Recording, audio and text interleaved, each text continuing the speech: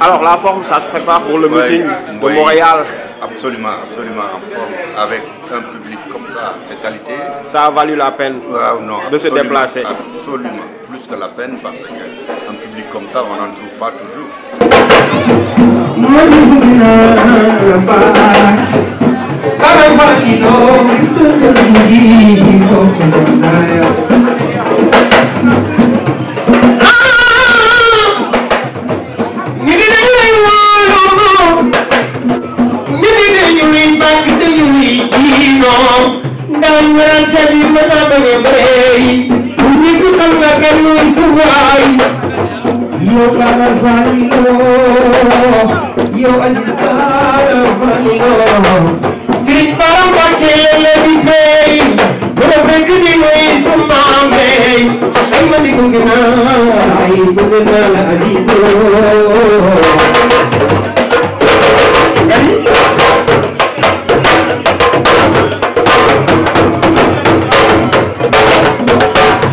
Donc je me suis dit effectivement l'homme mënti def sa communauté sa société dina indi benn changement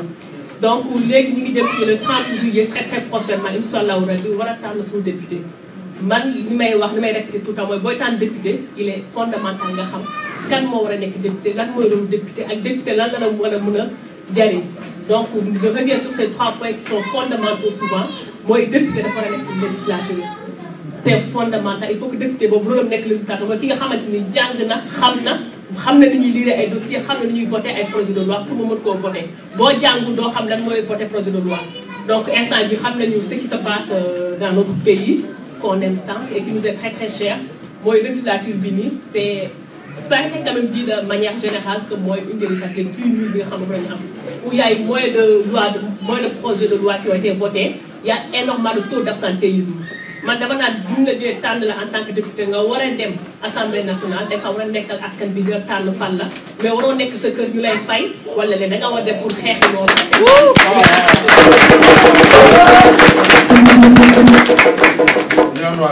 aussi c'est fondamental que député mën a contrôler action du gouvernement loolu mooy rôle ndax ñun dañoo jël suñuy carte voté ko président ne ko gouvernement bi yaa ngi jox nañ la lépp yaa ko moom mais il faut que mu am ñu fa nekk pour mën la contrôler xam li ngay def ndax yaa ngi ci yoon bu baax wala ci yoon bu baax jéem a xool fi nga tegee ci yoon bu baax bi donc il faut que nit kooku aussi nekk nit ko engagé ki nga xamante ni du xool intérêt poosam li mu ko xool mooy intérêt communauté intérêt ñu ko fa teg encore donc boobu mooy deuxième point bi troisième point bi aussi mooy fondamental li ëpp importance mooy nit ki nga xamante ni mooy relier ñun ñi citoyens voté pour moom avec les administrations publiques moo war a nekk suñu porte-parole moo war a nekk suñu fervent avocat pour mën ñoo représenter te su boobaa il faut nga xam ni lan mooy suñu problème pour nga mën ñoo représenter te depuis 30 ans quasiment 29 ans pour être précise dans mi ngi États-Unis nekk ak diaspora bi nekk ak communauté sénégalaise xam lan mooy seen problème lan mooy seen tolof man tamit peu de temps que je suis là yàlla may nañ si fi may liggéeyee je rencontre ay cas sociaux yu dul jeex ñuy ñëw di jooy seen i problème ay problème avocat ay problème y en a tellement de problèmes ngay dégg tous les jours que tu te sens indigné que tu te sens impuissante que danaa dama lan laa war a mën a def finalement en face de tous ces problèmes là alors que y avait des choses qu'on aurait pu mettre sur place pour wàññi problème yu bëri fii mooy cas sociaux yi saa xaw éminaire wax na ko léegi au-delà de am ay consulat yooyu yëpp bu ñu amoon fii benn centre communautaire avec des gens des bénévoles wala ñu ñuy fay mënti nekk mën a orienter nit ñi parce que boo nekkee nouveau arrivant sa problème moo nekk problème papier ak aussi problème insertion sociale am na ñu nekk am chance nekk ci benn dëkk bi nga xamante ni y a des ressources qui sont là y a des gens qu'on peut loger y a des gens qu'on peut donner leur ñu jox leen seen lekk jox leen ay meubles gratuitement am na mais xamuñu ko parce que boo ñëwee xamoo ci kan ngay dem pour am information yooyu noonu donc bu ñu amoon benn bloc bu ñu fii dañ mën a xam boo ñëwee wala problème papier ci kan ngay dem mu orienté la mu guidé la et c'est fondamental donc man foog naa ne aussi député rôle am ci côté yooyu mooy nekk mën a comme xamul ma koy expliquer nit ki nga xamante ni xam na suñu problème te dina jéem a xool mu koy fajee jàkkaarloo nit ñi ñaa ngi laaj ci naan wooy dañu am benn député dañu am Amérique du Nord oui yaatu na c'est vrai c'est comme le Canada les États-Unis Brésil Océanie ndaka lañ ciy bouger yooyu yëpp d'où l'importance sama rôle man ndax daam bi mu ñëwee bëgg a dugg ci élection yi bëgg a nekk suñu député dafa ne du ma nekk seulement député États-Unis même bu fekkente ne sax y a quasiment 13 000 votants yu fa nekk mais tamit Canada tamit dama ko war a représenté donc il faut ma dem xool ku ma doy Canada daal koy dénk côté boobu noonu dina ko am gérer ma côté boobu donc daam ñu ngi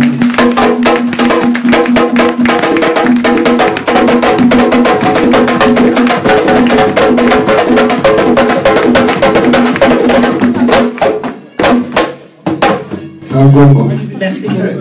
jërëjëf daam mënoon naa yem juste États-Unis jéem a xeeti 13 000 votants yooyu pour am lu mu bëgg mais waxul ne Canada y a moins de 14 000 y a moins de 4 000 votants du ma fa ñëw donc wane na moom bu nekkee député il sera là non seulement pour les États-Unis mais pour le Canada et Océanie aussi pourquoi pas Brésil aussi pourquoi pas parce qu'on parle de la communauté et am na chance avec la nouvelle technologie actuellement que communication bi direct mën a am et puis mënumaa jeexal li may wax comme j'ai voulu énumérer quelques problèmes xam ne daam dina fi nekk jox ñu ay solution moom bis bu ñu ko falee bis bu ñu ko joxee suñuy carte le 30 juillet naka lañu fi nekk ak lan lañu war a mën a defal ba ñun diaspora bi duñu amat yenn trop yi donc Dame Babou maa ngi lay jox parole bi xaaral ma jox pas mu introduire la merci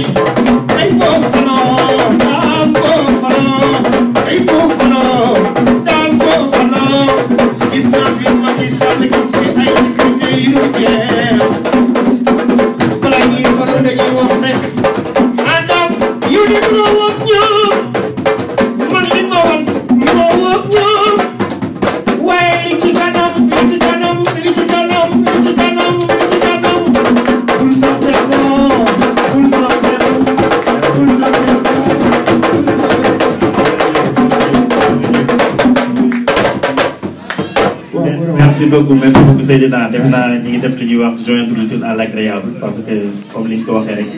dañuy liggéey mais tamit lii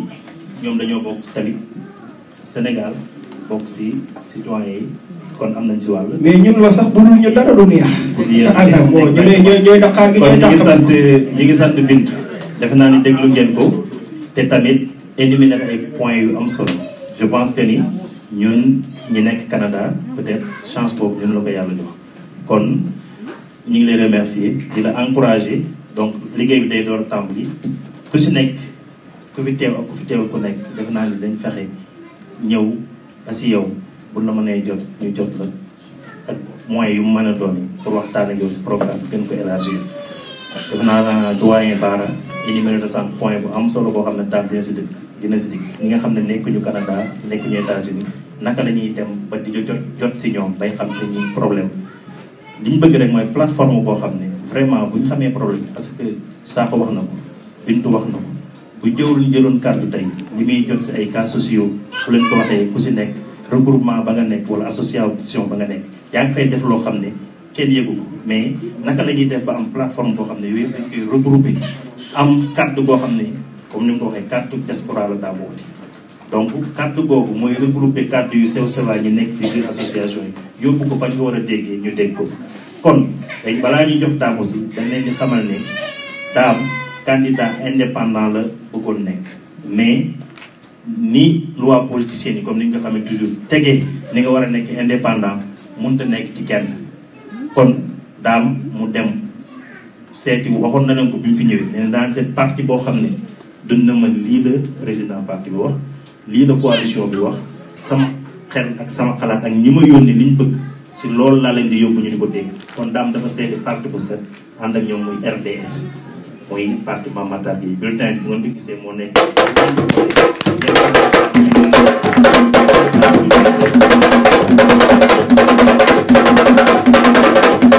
voilà sans plus tarder dañuy jox Dame mu exposé programme am ñu déglu ko bu baax expliqué ak énuméré point yi ku ci nekk buñ pare jàngat biñ ci am ak lan ca mën a doon lan ko mën a yabe ngir ëllëg bu demee représenté la mën a xam ne lii mooy li ñu yitteel ñi ngi leen di ñaan ngeen sottil ko mu dajale ko incha allah jërëjëf.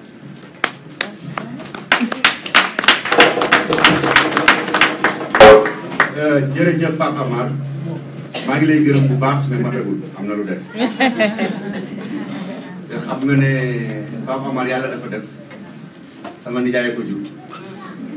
man it sama nijaay man it sama baay di nijaay dañ doon jëkkante nag kuy jëkk ne maay jàmm pour lu la neex nga jël ko maa ko jëkk wax ne maay jàmm donc lii daf ko bëggoon a faye bu ñu météo il faut que mu yokk bu baax maa ngi lay gërëm bu baax wane nga Pape li mbokk di jëriñ bu soxlaa bu geesoo gis la loolu am na ci solo parce que réew mu nekk loi ya ko tëral loi ya muy sukkandiku dafa war a nekk lu endogène loo xam ne ci ay tribunal la jóge ci la juddoo problème yu bari yu ñu am ci suñu réew yi moo problème yu bari yu ñu am ci suñu réew yi mooy dañuy am nu nu màggee nu nuy xalaate suñuy maam doon ko doxale muy rataxal diggante yi ñu bëgg ko fa ne ñukk ndax ne nii la ko université Bordeaux defee wala Oxford wala beneen moo tax problème yu bari ñu koy am te mënuñu koo régler suñu réew yi 1000 milliards yooyu ñu wax ñoom ñoo koy dugal imaginer leen 1000 sénégalais ku nekk yónnee 1000 dollars bu nekk nga am ci 12 dollars yow compagnie bi 12 dollars kese bu doon réglé dafa war a am des négociations avec ces compagnies là pour ñu investir sur nos problèmes au niveau intérieur ça je pense que c'est important bon du ma wax point yi ma waroon wax yëpp parce que xam naa ne nit ñi dañu bëgg a wax aussi mais am na beneen boo xam ne aussi bëggoon naa fu poste diplomatique am ñu exiger que mu am budget protection judiciaire boo ko mënee ku ñu jàpp gouvernement daf lay génne ña ñu jàpp Sénégal bu ñu tooñee gouvernement génnewu leen waxuma ne ku ñu jàpp gouvernement daf lay fayal avocat ña nekk Sénégal kaso gouvernement fayalu leen avocat donc duñ ko def te koo xam ne da nga def loo xam ne boo ko defoon Sénégal dem kaso boo ko defee Canada da nga dem kaso donc waxuma ne dañ leen war a empêcher loolu am de mais Sénégal lu bon maara day taali ku fa nekk ci ay loxo boo da nga gis baay da nga gis yaay da nga gis nijaay da nga gis bàjjen ñu lay seet bu dee à l'extérieur la loolu amul xaj na yéen waa Canada alhamdulilah loolu sax concerné wu leen lu bari mais immigré rek ngeen di gis ne deful dara lu dul ñàkk kayit mu yóbbu ko kaso mais bu geesoo war naa gis gouvernement am la convention l'une des conventions de Genève liñ ci bind mooy gouvernement bu jàpp nit immédiatement war nga informer gouvernement am il faut que nos gouvernements exigent que bu ñu jàppatee Sénégal ñu yëgal leen ko ñu fekk leen fa ñu nekk ne gars yi teg leen ko yoon mais yoon kese bu ci dara topp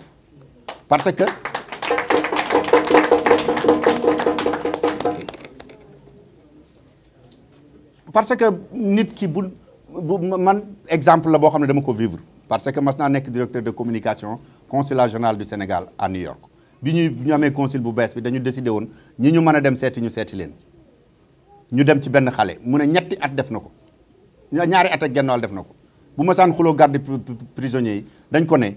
yow xanaa da nga dof bu ñu la reyoon sànni la ci neige bi dara duñ ci fekk def nga fi ñaari at kenn mësulaa seet si kenn mësu fi woote kenn xamula yow est-ce que am ngay mbokk mais jour bi ñu bindee lettre ñun ne c'est un citoyen du Sénégal nee na bu leen ko joxati port bu leen ko joxati lii dañ ko tàmbali wooye sœur lan ngay añe tey sa vie a été complètement transformée en prison amul benn poste budgétaire amul benn poste diplomatique bu am budget bu muy seete ji ay prisonniers fu ngeen dégg ambassadeur wala consul wala kii dem na seeti pala sàngam ci poosam la ko jëlee wala beneen budget la def ay arrangement yu mu waroon dugg feneen loolu war nañ am budget bu mel noonu de la même manière ci li ma doon wax ci affaire investissement yi quand même banque mu mel ne banque de l'habitat nee nañu seen relation ak ñun dafa baax trop boo immigré yi ba 50% la fay dugg ñun ñoo ko fay yónnee war nañu am quand même ku ñuy teewal ca conseil d'administration banque de l'habitat ba bu ñuy waxati politique de prêt bu ñuy waxati politique effort yi ñuy def ñooñu ne leen yokk leen ci lii parce que ñun ñoo xam lu mel ne la chambre de commerce affaire information yi may wax nii dañu fa war a am ay représentant ci conseil d'administration bi pour information yi di jàll di ñëw yooyu yëpp mënoon naa continuer yu bëree bëri mais damay ñëw rek tuuti ci Canada bi pour bàyyi leen xam naa ne ci question yi yenn question yi ma jotul aborder peut-être dana ci bu fi xajee danañ ci wax mais Canada quand même n'est-ce pas que diplomatie c'est pour représenter son pays en même temps aussi les citoyens de son pays partout où qu'ils puissent se trouver aw ma statistique exacte yéen a ma ko gën a xam mais au moins mën naa affirmer ne la grande majorité des Sénégalais yi nekk à Canada ñu ngi Montréal ak li ko wër ma ne nañu jàpp leen dañu war a am ne serait-ce que correspondant consulaire ici parce que bu ñu nee dañuy am bureau économique Ottawa bu ñu nee dañuy am bureau économique Québec wala feneen mais dafa mel ni dañuy fàtte ne investisseur bi nga yóbbu investissement kenn du ko def ak sa bopp xol lañu koy defee milliardaires yi may waxal bari wu ñu de léeg-léeg ma gis ci benn wala ñaar mais bu ma leen dégloo ñuy wax dañuy wax ne réew mu ñu bëggul passer vacances du ñu fa investir à moins que mu nekk investissement de rente comme lu mel ne pétrole ak yooyu nga xam ne da ngay investir tuuti tibb lu bari jarul nga joteeg réew ma dara jarul nga fay teg sa tànk sax mais investissement small business nga xam ne fii ci Amérique 63% emplois small business ñoo koy créer ñooñu réew mu ñu bëgg a dem la ñuy investir seen xaalis la tax ñu bëgg faa dem mooy dajeeg ña fa nekk dajeeg ña fa jóge gis ne ña ngay jël seen xaalis di ko fa dugal ñoom ñi fa dëkk bu ñu wóoloo seen réew ñoom danañ ko mën a wóolu donc fi Sénégalais yi nekk foofu lañ leen war a fekk taxawal fay poste consulaire ak ay pour régler problème administratif yi les passeports mais bu ñu ko waxee dañuy wax ne peut-être c'est une question technique technologie bi photo yeeg yooyu mais c'est juste bu la ko jaralee nga investir ci Canada war nañu mën a régler loolu ci seen i affaire et je pense que loolu mooy li gën a am solo am na loo xam ne Bintu moo ma ko jàngal moo tax ma leen wax ne yaakaar naa ne bu ma fa wutu woon dana ko mën moom moo ma ko jàngal il paraît que français yi nekk ci province du Québec yëpp simplement à cause de la relation francophonie seeni étudiants ak waa Québec ñooy tolloo lu ñuy fay dañ leen ko négocier suñu gouvernement na ko négocier quand même ça quand même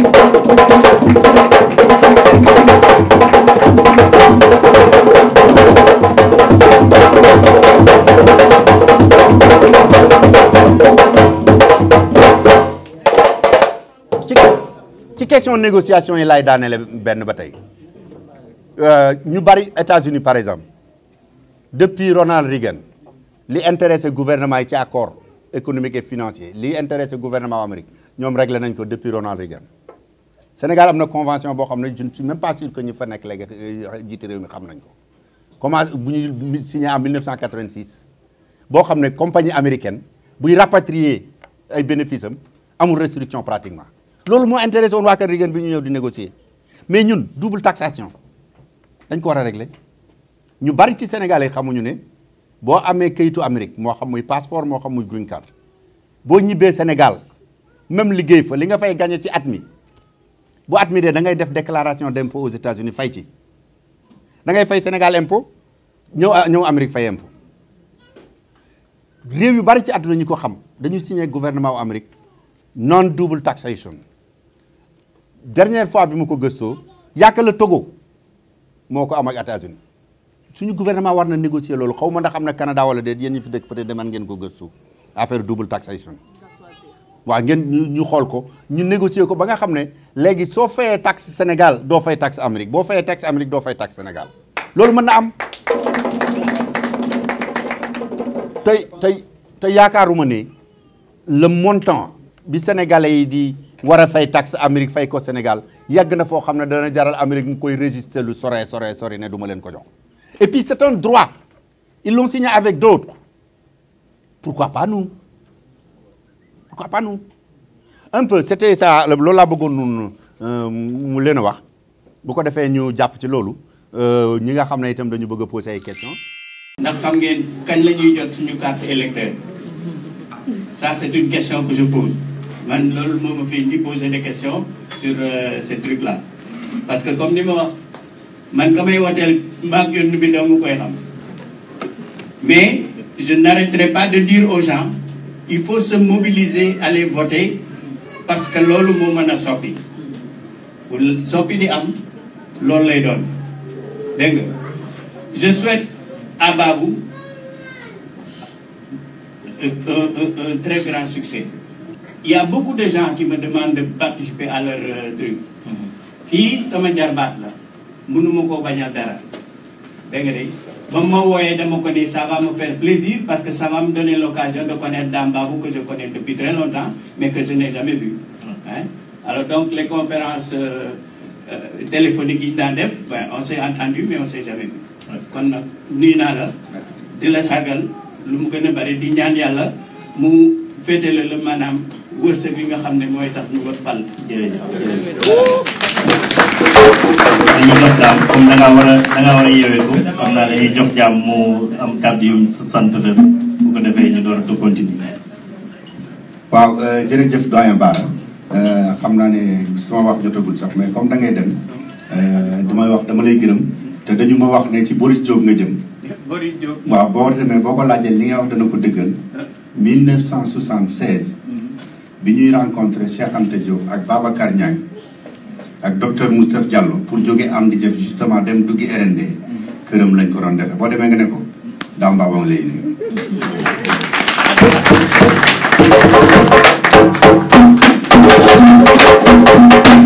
jërëjëf. ñu ngi sant doyen. xam naa kon dañuy jàll bu ko defee jox président regroupement sénégalais du Canada muy Ibrahima Sambo.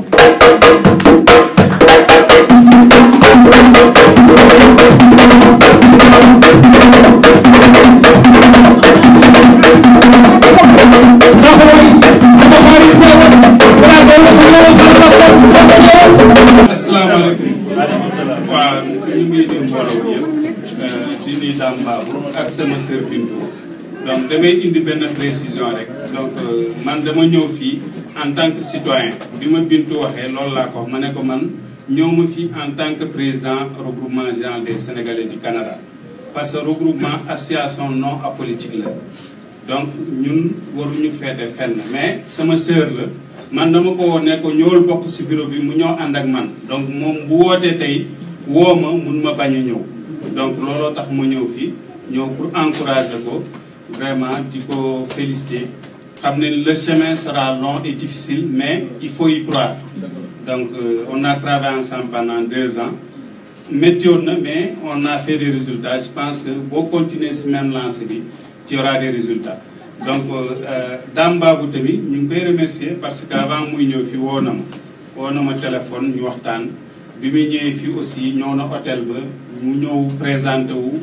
ñu waxtaan encore donc ñu ngi koy remercier di leen encourager parce que politique dafa doy waar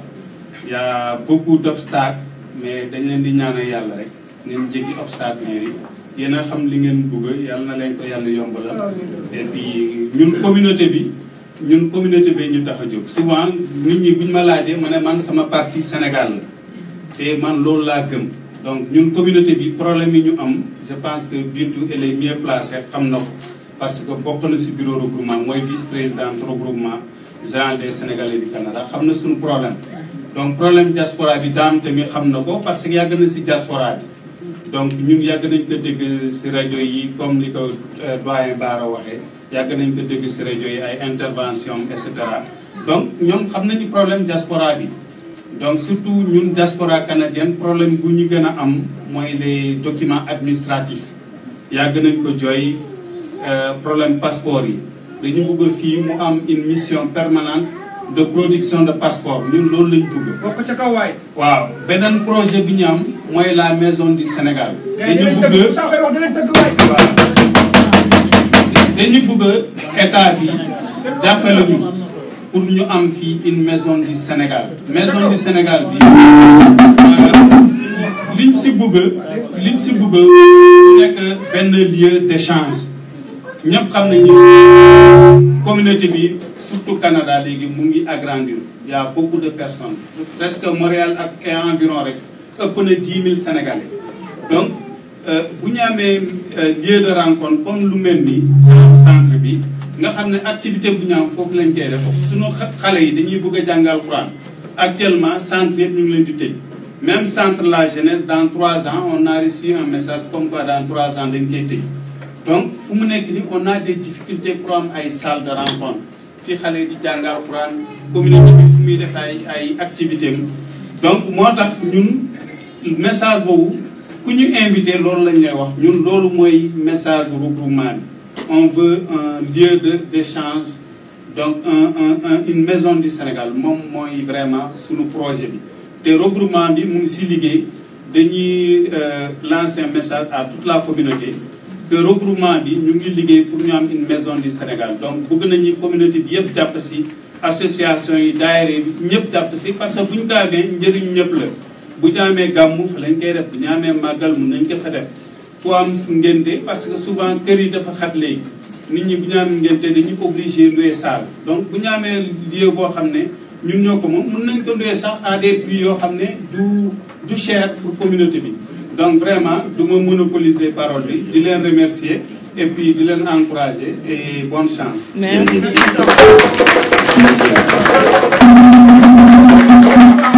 Merci beaucoup jërëjëf président kon sa teewaay am na solo ndax defe naa ni ndaje yu mel nii liñ si gën a soxla mooy lii parce que kenn gën leen placé yéen ñi nga xam ne yéen nekk si regroupement yi yéen ñi nekk si daayira yi yéen ñi nekk si yeneen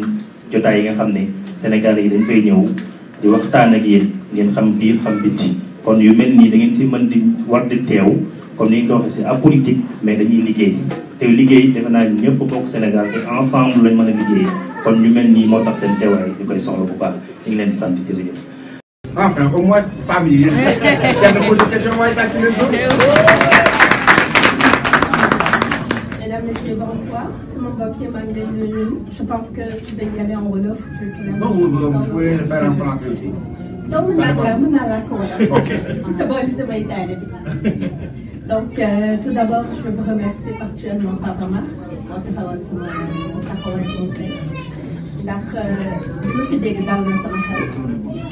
Bintou, elle n'a plus de preuves à donner parce que de son engagement par rapport à la société. Et puis moi-même, j'ai travaillé 4 ans dans un organisme international avant d'immigrer. Ça fait 12 ans que ma liggéey, bientôt 15 officiellement. Mais li ma dégg tey dal na sama xel. Dal na sama xel ndax foog naa ne bi ñuy foq boobu ñu lay déglu. Donc peuple bu nekk dafa war a am ay références. Nit ku jub xam fi mu jëm am li fitu di répéter li muy wax. loolu mooy nit koy sàmm kàddam ak xam fa mu jëm donc loolu dafa am solo léegi man sama laaj mooy fi mu nekk nii dëkk ba dafa tax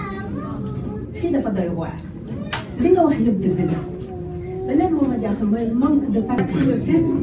ak engagement how to enroll people that's my question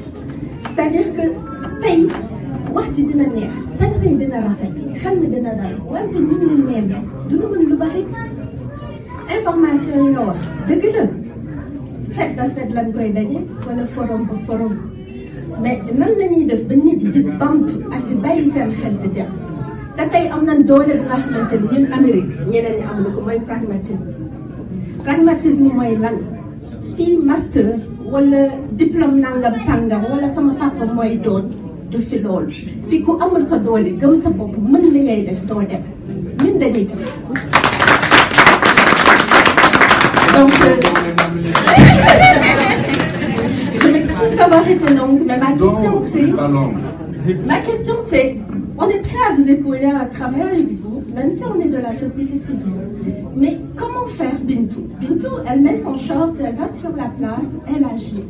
mais la première chose c'est que je vais vous demander courageusement, parmi combien de gens parmi vous sont enregistrés au niveau du consulat? ñaati ci yéen moo fi am carte consulaire am ñaati yéen mooy jéeg saa rek xool website wala bamtu daam wala xool pap wala xool Bintu seet ci li mu nekk bu sa bët xonqalee nañuy bàyyi ba jaaxle doogee dellu fa ñu jóge woon du noonu buñ ci jàppul gaal gi du dem bu ñu déglu woon tawul du ñu dem suñu renouvelul ak confiance ak engagement du ñu dem te Sénégal mën na dem man politique ma li ma fi tax di jóg di bàyyi suñuy doom ñuy souffrir ci garderie di liggéey ak di def lépp pour tekki la te suñu tekkee suñu xaalis fu mu jëm dëkk ba mais bu ñu demee ci dëkk ba ñu foog ne léegi ay tubaab lan parce que ay dóor maag doo fa am ay nax yu neex ak métti nañu waxante dëgg loolu foog ñu jëm si mu ngoog dafa nga indi sa xaalis sa góor lekk ko kooku gàcce la rek nga koy wax sàkkatuma laa dëgguloo moom léegi man nag sama wax dama koy bamtuwaat nooy def ba gars yi gëmaat ni dëkk ba dafa war a liggéey nooy def ba nit ñi xam ni gouvernement du lépp la ñuy xaar ci ñoom nañuy def ba suñu morom yi nga xamante ni fii ay ouvriers spécialisés la leen mën leen niy def nan la ñuy def ba ñu yóbbu nawle ci boobu suñu dëkk je vous remercie. merci am na expression yoo xam ne bu ma koy bëgg a wax toujours jëwriñ laay xool wala fi day wax ne sébu bu tàkk côté bu ne lañ koy taalee mënuñu bàyyi lu mu jafe-jafe Sénégal réew mi donne wuñ ko ci suñuy baay donne wuñ ko ci suñuy maam suñuy doom ñooñu ko dénk te dañu war a am ngoro bu ñu leen koy delloo mu gën a rafet fi ñu ko joxe woon donc dañuy war di dem di dellu si waat li may wax c'est pas parce que immigré la mais immigré dafa am rôle spécial boo xam ne war na ko mën a jouer ci dëkkam biñ ma invité TFM dañu ma ne mais quand même est-ce que 15 députés ëppul ci immigré yi 15 députés est-ce que ëppul ci immigré ma ne leen mais 23 joueurs de Sénégalais de l'extérieur composé équipe nationale de football yaakaaroon na ëpp na lu tax ñu am ko gënuñu doomu Sénégal yi nekk Sénégal di football dàqu ñu leen a football mais dañu bénéficier d'un environnement boo xam ne jànge nañu fa xamee nañu fa comme ni nga ko waxee soxna si on a une expertise boo xam ne nit fu mu yàgg bu fa jëlewul jànge fa li ñu fa jàng dañu war a continuer di xeex loolu moo tax ñu ba fas yéene bi ñu demee Assemblée nationale question yi ñuy wax yëpp c'est pour montrer que du affaire syndicalisme ak revendiquer des droits ak i quota loolu taxul ñu bëgg a dem Assemblée nationale c'est prouver et montrer que nous avons un rôle à jouer plus on nous prend au sérieux plus on peut apporter pour notre pays comme le joueur de l'équipe nationale de football le capitaine de l'équipe nationale de football feneen lay liggéey lay footballé loolu mooy liggéeyam waaye bu ko réewam soxlaa dafay ñëw yemul ci salaire bañ koy fay mu di ko indi loolu la ñu bëgg a def donc on va se battre pour montrer que immigré yi gënuñu nit ñi ndey gënuñu leen bàyyi ñoo bokk nu ñu juddoo ñoo bokk fu ñu juddoo mais dañoo yàgg fenn ba jànge fa la ñu fa jàngee nañ ci profiter loolu mooy lu ma ci bëgg a tontu. kon ñu jàll ku am beneen question rek wala contribution di si waa sëñ ñu jox Mansour Tandine. asalaamaaleykum mbokk yi maa ngi leen di nuyu di remercier avant tout monsieur Dambabou ak sa collaboratrice bu muy ànd ci campagne bi di jiital nuyoo aussi suñu jëwriñ sëñ Babacar Diouf moom mooy suñu jëwriñ fii ci Canada. dama bëggoon a aborder benn question bu importante au niveau donc de l'Assemblée nationale au Sénégal. Depuis plus de 20 ans, ñu ngi poser un problème de rupture, c'est-à-dire une rupture au niveau de l'Assemblée nationale. Pourquoi cette rupture? Parce que dañu remarqué ne assemblée bi dem na ba nga xam ne chambre d'applaudissement la député yi dañ fa nekk boo àndul ak parti bi li mu wax ñu ne la kii def ñu compte. Gis nañ au début il y a quelques années en arrière assemblée bi war a jouer son rôle convoquer Karim Wade pour mu ñëw expliquer wu comme c'est une institution qui contrôle l'action du gouvernement ñu ne ko dañu compte. D'ailleurs Macky était président de l'Assemblée nationale ci la am ay problème ak Ablaye Wade ba dem. Est-ce que le député est un représentant du peuple ou un représentant d'un parti politique? C'est là la question, puisque moi je voudrais revenir un peu en arrière pour dire que l'Assemblée nationale est une institution. Et le socle de notre démocratie aujourd'hui, c'est qu'il y a une séparation entre les institutions. C'est-à-dire l'Assemblée nationale, l'exécutif et le judiciaire. Et les textes sont très clairs. D'ailleurs, la Constitution sénégalaise garantit la séparation des pouvoirs. Donc, député bi nekk qui ñëw représenter le peuple au niveau de l'Assemblée doit défendre les intérêts du peuple avant de défendre les intérêts du parti. Et c'est ça, pour cette raison qu'on a envoyé des députés à l'Assemblée nationale et non pas pour aller dire que voilà, sama parti lii la def, sama parti lii la wax dama koy. Même si c'est le parti au gouvernement dafa war a xool les intérêts du peuple. Et sur cette base, je pense que députés yi ñu war a yóbbu à l'Assemblée dañu war a nekk des gens de conviction, des gens intègres, des gens qui vont se battre pour le peuple. Je crois que M. Dambabou en fait partie. Merci. C'est un homme intègre. Je connais l'homme et je sais qu'il va se battre jusqu'au bout pour défendre les intérêts et la rupture qu'on demande depuis des années pour le peuple sénégalais. Et c'est la raison pour laquelle je ne vais pas rester encore longtemps. Je vais convier tous mes concitoyens à voter pour le candidat Dambabou.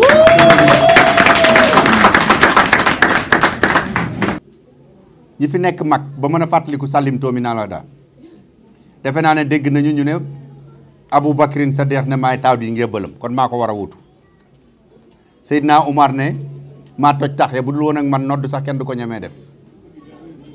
Seydina Alioune ne man rakkam laa tamaa ay ci bañam Seydina Ousmane ne man maay noorey ni wóolu na ma ba may ma doomam kooku làqu mu may ma beneen doomam kon ñoo xam ngeen dañ doon campagne électorale mais bu ngeen seetloo kenn ci ñoom neewul bu leen jël diw kenn ku nekk li tax ñu war laa jël rek ci nga yem mais loolu dañ ko fàtte ci politique suñu réew ba nga xam ne yaakaar nañ ne koo dul attaqué di ko saaga di dal ci kawam yéen a ànd loolu moo am Fatimatu Bintu ba mu jógee ne leen dem leen ca naaj wa toog ma ñëw toog ci kër gi borom këram mi ngi doon campagne Seydina Aliou dafa bëggoon nekk chef d'état Seydina Ousmane mi yor ñaari rakkam daf doon campagne xanaa ñoo ko gën a jege foofu mu ne leen non xool nañ jikko yi xool ni ngeen toogee xool li xew bi mu fi jógee ba léegi Aboubacar moo ko war a toog moo ko war a wutu dafa tànn ki mu yaakaar ne moo gën a man liggéey bi donc man loolu moo ma indi ci affaire liggéey bi nag APR PDS ak yeneen parti yu ñu fa gën a xam yëpp ak ànd jëf ak yooyu yëpp amu ci kenn ci ñoom kenn ku mën a wone ne benn yoon mas na ma bokk ci sa parti am na loo xam ne ñu bari ci yéen seetaan nañ ko public ba tey comme li ma leen wax pendant très longtemps su ma nekkul directeur de communication et structure Sénégal yi nekk Amérique président Macky Sall ca jamonoy président Abdou Diouf la tàmbalee woon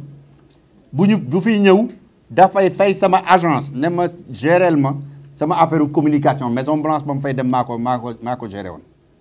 mais ba ñu demee ba ngoon ñu ne président day rencontrer sénégalais yi mais rencontre bi ñaari parti lay doon